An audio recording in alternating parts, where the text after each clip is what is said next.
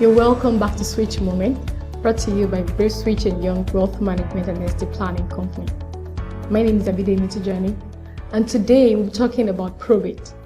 On our last video, we talked about wills, and we have come to realize that in the course of our work, a lot of people would ask us, after I've drafted my will, what is the next point of call? So we have come today to talk about probate. And before I go further, I would like to talk about certain terms that would pop up a lot in this section. We have testator. In our last video, we talked about who a testator is, but for those that were unable to watch, a testator is a person who writes a will. I will also be talking about executor. Who is an executor?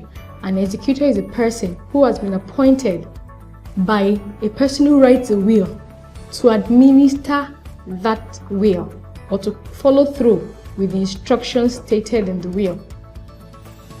That is who an executor is. Is a person appointed by a person that has written the will, the testator now, to carry out the instructions stated in the will. Then we have administrator. Administrator is a person who has applied to a probate court and has been appointed by that court to carry out the administration of the estate of a dead person based on the laws of succession of the state. That is who an administrator is. So moving forward, what is probate? Probate is a procedure of legally transferring all the assets of a deceased person to his or her beneficiaries. A person has died, you need to transfer all that he has, whether there's a will or not. That is what probate is. It is that process of legally transferring all that a person who is dead, that we refer to as testator or deceased, has to their beneficiaries. That is what probate is. Now, types of probate. We have 3 types of probate. The first one is where a person has died leaving a valid will and has also appointed an executor to that will in his lifetime. Once the person dies, the person has died leaving a valid will behind and also an executor.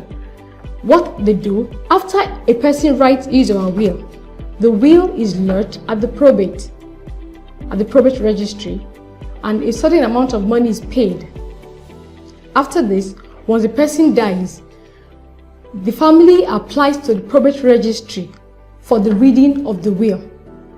And once they pay a certain sum of money, the probate registry gives them a date for the reading of the will and invites all the family members to be present for the reading. And on the day of the reading, once the will has been read to all of them and there is no challenge to that will, the executors that are named in that will applies to that same probate court for grant of probate.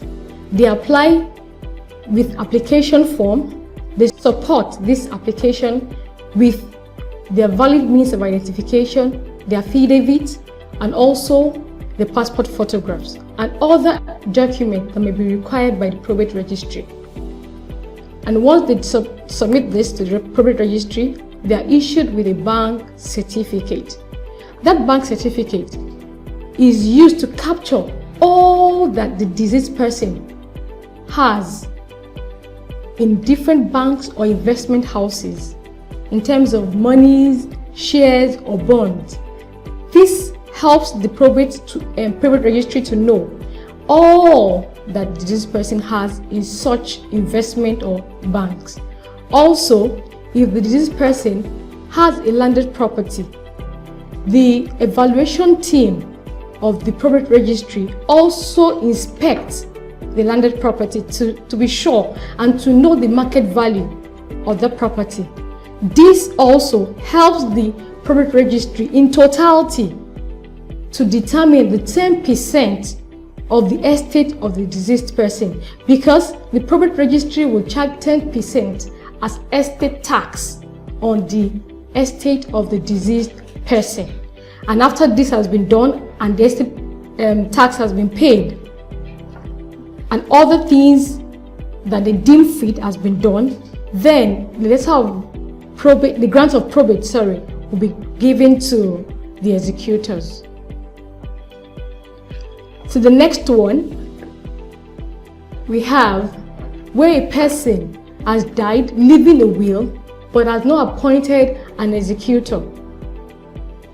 Or the person died leaving a will and has appointed an executor, but the executor died before he could apply for probate.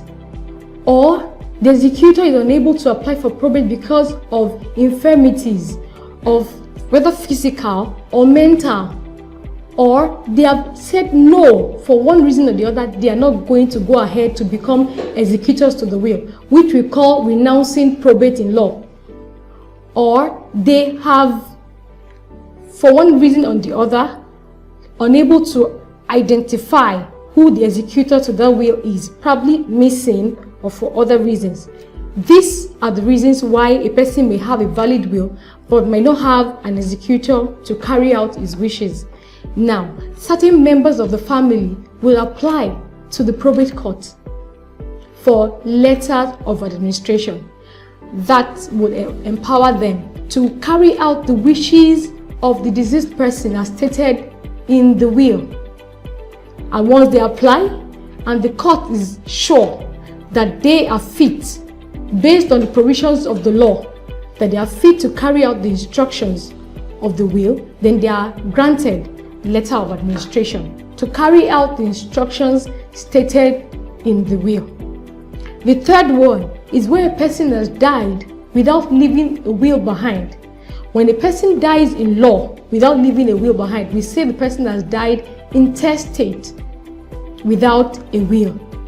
When a person dies without leaving a will behind, the family applies to the probate court for letter of administration. Each state of the federation has its own succession law. So when they apply to probate court and they are granted, they can go ahead to administer the estate based on the provisions of the law, because there is no will here. Now, who are the persons that can apply to the probate court for the letter of administration? The first person, according to section 46 of the Administration of Estate Laws of Lagos State, which is applicable to Lagos, is 1. The surviving spouse. Number 2, the children. Number 3, the grandchildren. Number 4, parent of the deceased. Number 5, siblings who are of full blood with the deceased. Let me explain that. Siblings who share the same parents with the deceased and their own children, they are also entitled to apply for letter of administration. Also, siblings who have half blood with the deceased. These are siblings who share one parent with the deceased and their children.